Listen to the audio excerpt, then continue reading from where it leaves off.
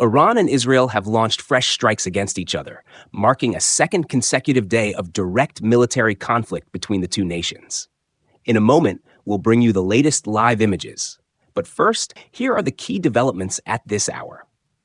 Iran has launched ballistic missiles targeting Israel, as the country's supreme leader vows to inflict what he calls heavy blows.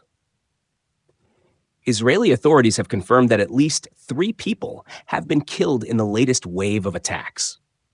The Israeli Defense Forces say their strikes in Iran are ongoing, aimed at neutralizing threats. Among the targets hit were nuclear facilities and military leadership compounds. Meanwhile, the United Nations reports that 78 people have been killed in Iran following Israel's earlier airstrikes. Iran's supreme leader, Ayatollah Khamenei, has publicly accused Israel of starting the war, while Israel's ambassador to the UN, Danny Danon, described Israel's actions as an act of national preservation. Former U.S. President Donald Trump has urged Iran to engage in negotiations with Israel over its nuclear program, but planned talks for Sunday now appear unlikely to go forward. In the last hour, Jordan has reopened its airspace, which had been closed amid escalating tensions and cross-border missile strikes. Let's now go live to Tel Aviv. Our team on the ground reports that air raid sirens sounded just before dawn, sending millions of Israelis scrambling to shelters. Due to security protocols, authorities have restricted media from disclosing the exact locations of missile impacts to avoid aiding Iranian military targeting. But we can confirm one major incident.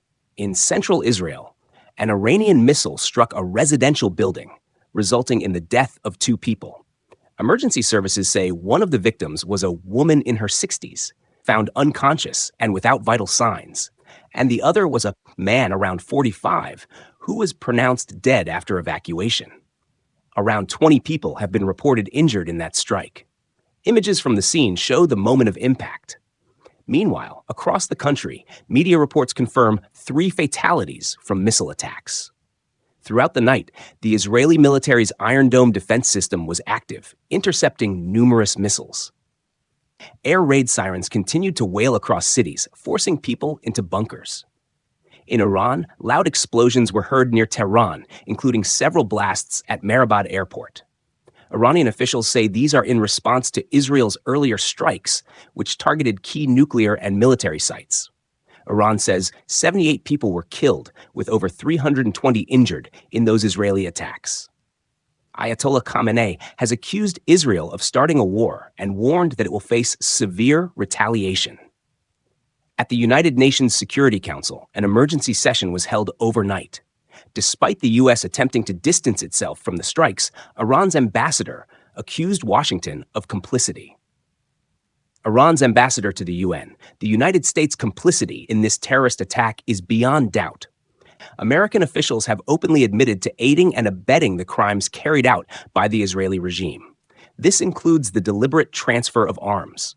We will not forget that our people died from Israeli strikes using American weapons. These actions amount to a declaration of war.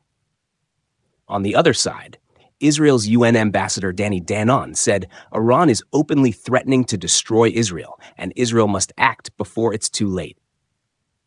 Danon's on. We know our enemies. We know their ideology. When a regime builds ballistic missiles, enriches uranium near weapons-grade levels, and declares its intent to destroy us, we believe them. We take action before it is too late. The United States representative also issued a stern warning. No government, proxy, or independent actor should target American citizens, bases, or infrastructure. The consequences for Iran would be dire. As tensions spiral, the international community is urging restraint. But tonight, with strikes continuing on both sides, the world watches anxiously, fearing a broader regional war.